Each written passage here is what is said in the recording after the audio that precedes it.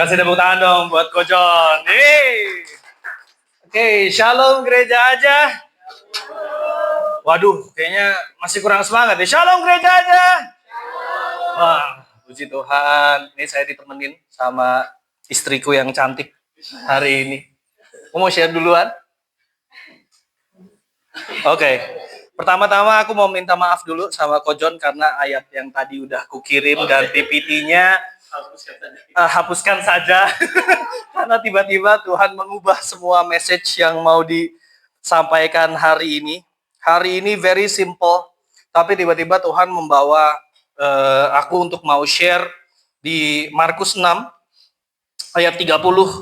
Kita tahu semua tentang cerita apa, yaitu feeding of the 5,000. Tapi tiba-tiba waktu tadi aku berdiri di situ, tiba-tiba Tuhan bilang, no, share about this one. Jangan yang tadi kamu udah kirimkan gitu kan. Sejujurnya aku udah nggak bawa message ini udah 2 tahun terakhir, so maybe I would forgot some of it gitu. Tapi basically tentang Yesus memberi makan 5.000 orang. Ini terkadang kita dari sekolah minggu kita udah mendengar tentang cerita ini, betul ya Bapak Ibu ya? Dari sekolah minggu kita udah dengar berpuluh-puluh kali tentang the feeding of the 5,000. Tapi ada satu hal yang tiba-tiba Tuhan ingatkan tadi, bahwa kita mesti mengerti cerita the 5,000 itu kadang-kadang kita fokus sama grandeur-nya Tuhan. Wow, the miracle yang luar biasa, yang itu tentang memberi makan 5.000 laki-laki, nggak termasuk perempuan sama anak-anak. Jadi approximately biblical scholar bilang itu kira-kira jumlahnya 12.000 sampai 15.000 actually gitu kan. Jadi tentang wow, mujizat terbesar yang dilakukan sama Tuhan Yesus dan lain-lain. Tapi mari kita lihat angle yang berbeda.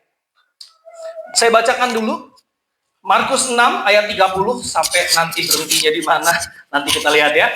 Ayat 30. Kemudian rasul-rasul itu kembali berkumpul dengan Yesus dan memberitahukan kepadanya semua yang mereka kerjakan dan ajarkan. Lalu ia berkata kepada mereka, marilah ke tempat sunyi, supaya kita sendirian dan beristirahatlah seketika. Sebab memang begitu banyaknya orang yang datang dan yang pergi, sehingga makan pun mereka nggak sempat.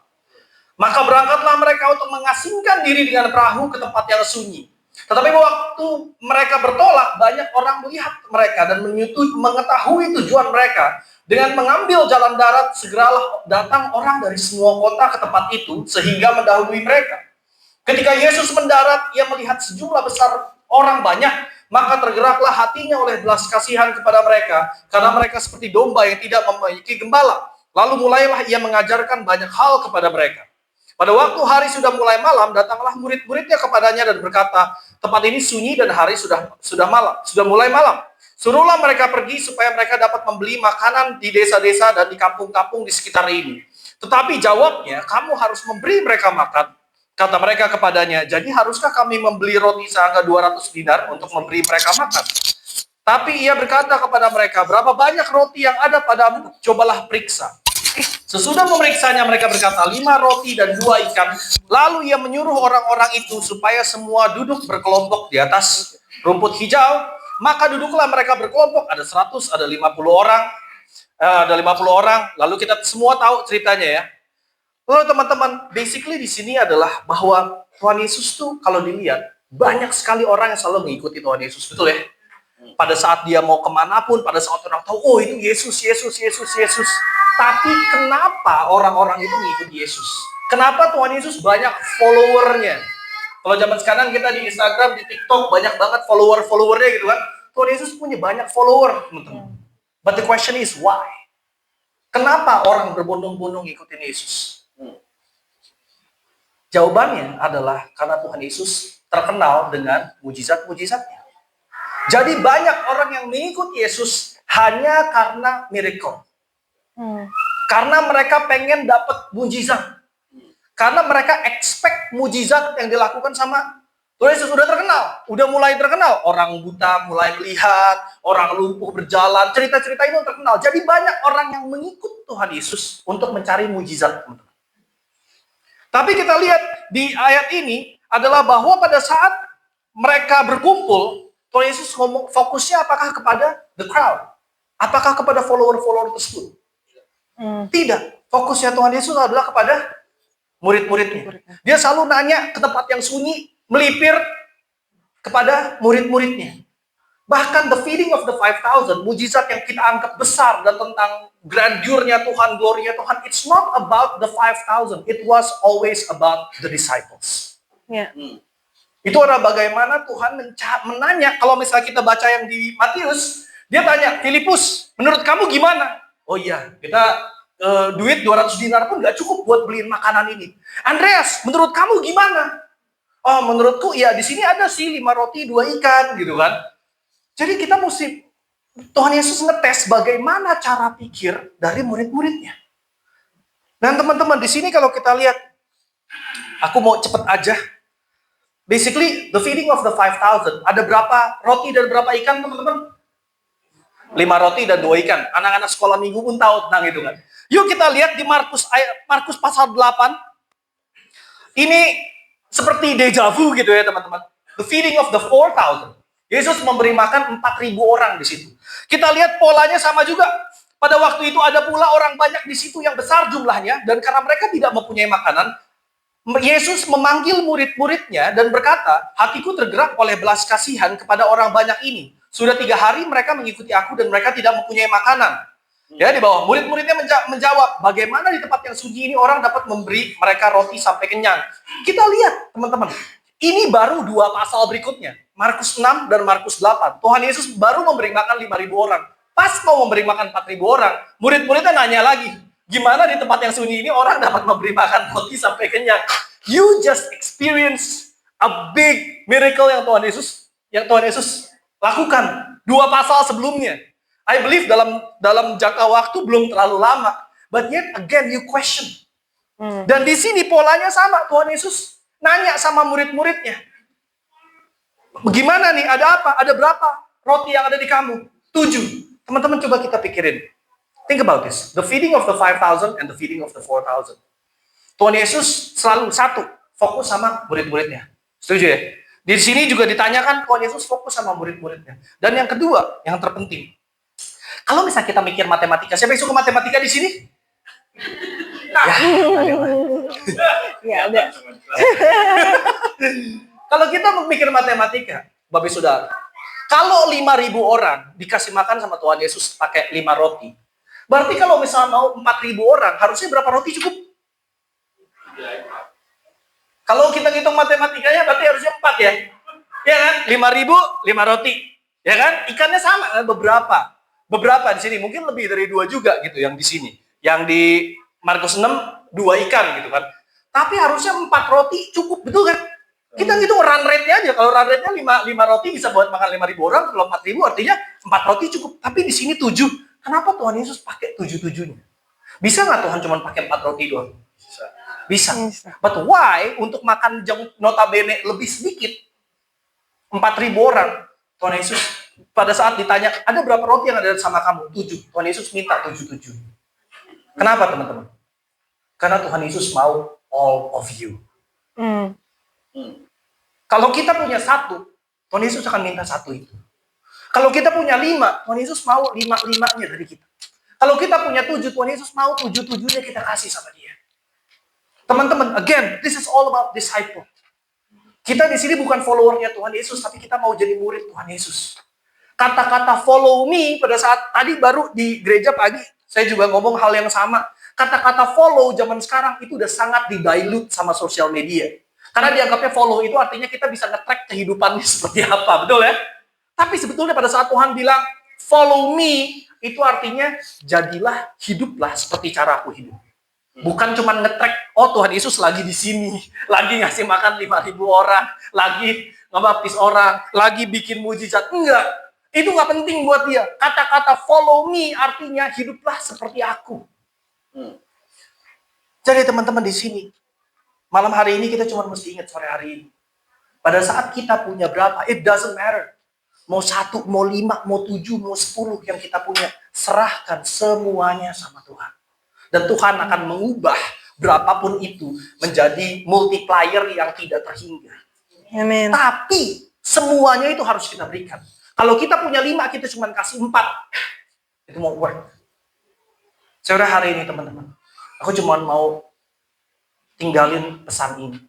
Apakah kita sudah memberikan semua DNA dalam tubuh kita ini tubuh, jiwa, roh kita untuk Tuhan? Atau masih ada yang kita tetepin? Masih ada yang kita tahan-tahan, masih ada aspek kehidupannya. Tuhan, kalau yang ini aku kasih, kalau yang ini ntar dulu. Apakah setiap aspek kehidupan kita, baik itu dalam kehidupan kita Senin sampai Minggu, bukan cuma pas kita di hari Minggunya doang. Kita nggak mau cuma jadi Sunday Christians, right? Karena kehidupan kita cuma satu, Senin sampai Minggu, that's our life, cuma satu. Nggak bisa. Kehidupan sekuler, kehidupan rohani, nggak ada. Apakah setiap aspek kehidupan kita sudah kita berikan sama Tuhan? Have we surrendered everything? Have we surrendered? Punyanya berapa? 5 roti 2 ikan. Kasih. Punyanya berapa? 7 roti dan berapa ikan kecil. Kasih. Punyanya berapa? 1. Kasih sama Tuhan. Yeah. It doesn't matter where you start. Tapi Tuhan bisa mengubah kehidupan kita menjadi sesuatu yang kita nggak sangka-sangka sebelumnya. Bapak saudara, yuk sore hari ini, yuk kita digest message ini. Yeah. Bagaimana Tuhan bisa melakukan segala macam sama kehidupan kalian. Tapi pertanyaannya, apakah kita sudah menyerahkan segalanya sama Tuhan? Amin. Happy Sunday. Tuhan berkati. Tambahin saya. Iya, sebenarnya aku nggak nyiapin pesan hari ini karena diminta exhortation sama Kak John. Tapi tadi malam sebenarnya aku nyempetin untuk doa. Tuhan, apa yang Tuhan mau sampaikan di gereja aja. Terus terang kita udah kenal Kak John lama, tapi entah kenapa setelah mulai gereja ini kita jadi sibuk ya sama-sama, jarang ketemu gitu. Dan Kak John tuh jarang gitu cerita sama kita gimana nih progresnya gereja aja. Tapi tadi malam waktu saya berdoa, saya dibukain Mazmur 87.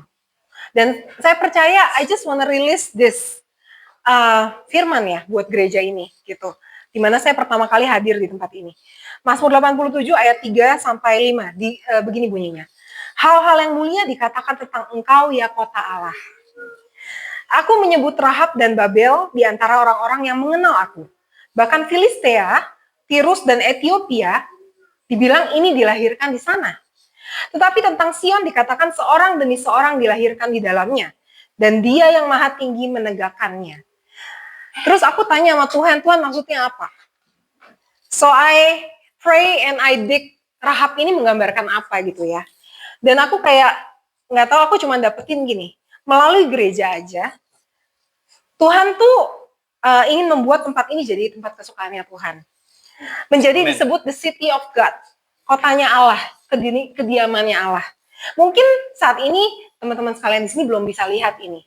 Tapi sebenarnya ada panggilan Tuhan atas gereja ini. Ya. Rahab di sini menggambarkan bahwa mungkin Bapak Ibu udah tahu Rahab adalah seseorang yang dipakai Tuhan waktu itu pengintai yang dikirim oleh Yosua ke Promised Land, ke kota Yeriko gitu ya, untuk mengintai, itu disembunyikan oleh Rahab. Saya percaya melalui gereja ini Tuhan mau membuat seorang Rahab memanggil Rahab-Rahab, yaitu apa? Rahab itu menggambarkan apa? Orang yang mungkin tinggal di tempat yang sepertinya nggak ada hukum Tuhan. Dia melihat banyak kejahatan mungkin di kehidupannya si Rahab ini. Tapi dia bisa bilang bahwa Allahnya Israel itu Allah. Dan please save me, kata dia. Mungkin orang yang ketrap dalam kehidupan yang dia melihat banyak kejahatan. Gitu ya. And keinginannya dia, desperationnya dia tuh cuma minta tolong sama Tuhan. Tuhan, save me, save my family.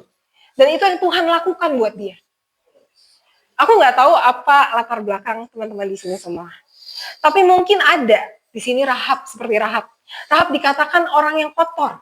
Dia adalah pelacur perempuan sundal. Dia melakukan hal yang nggak baik, hal yang mungkin memalukan masa lalunya. Tapi ketika dia ditempatkan Tuhan di satu posisi yang mungkin buat dia itu kayak ketrap ya, kayak dia nggak pilih itu. It's like a trap, it's like trap, jebakan gitu ya. Kayaknya gue nggak bisa, gue terpaksa nih ada di sini. Tapi itu adalah how God put you strategically sebenarnya. Tuhan lagi menempatkan Anda secara strategis di posisi itu untuk buka jalan bagi Tuhan. Dan dikatakan di dalam Alkitab sebenarnya, kalau dibaca, Rahab ini kemudian jadi keturunannya Yesus gitu melalui Rahab. Bayangin, seorang pelacur, seorang perempuan sundal, tapi karena imannya sama Tuhan, ketika dia bilang, Tuhan, sekalipun aku berada di tempat yang gak baik nih Tuhan, Please save me and save my family, because I believe in you. Dan saya percaya di tempat ini akan ada rahab-rahab yang dipanggil. Yang kedua, Babel. Babel ini gambarin apa?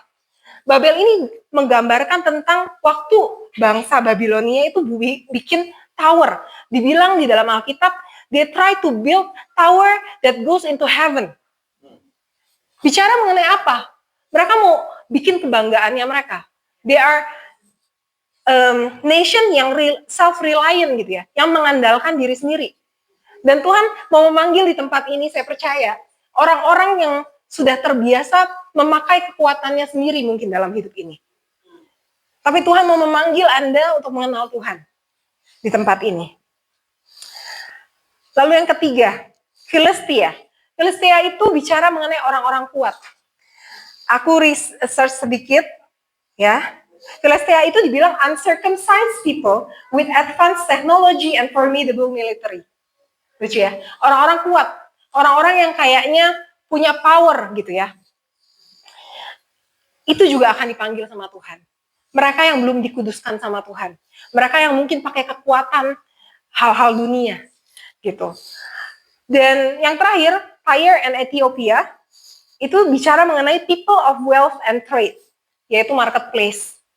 Jadi aku percaya melalui hal ini, melalui firman ini, aku percaya Kak John, Kak Olin, Anda dipanggil untuk memuridkan orang-orang yang seperti ini. Orang-orang yang mungkin trapped in their situation, ya. Tapi kemudian Tuhan sebenarnya lagi menempatkan strategis untuk diubahkan kehidupannya. Amin. Sampai melalui dia dilahirkan anak-anak keturunan yang diridim sama Tuhan. Dan bahkan kalau dibaca ya, ada lagi satu lagi, Sion. Melalui tempat ini juga akan dilahirkan Sion, di mana dikatakan seorang demi seorang dilahirkan di dalamnya. So akan ada orang yang disciple, dibuild di tempat ini, disciple others. Amin. Dan melalui dia, terus dilahirkan keturunan demi keturunan demi keturunan. Amin. Wow, such an amazing promise ya, menurut aku.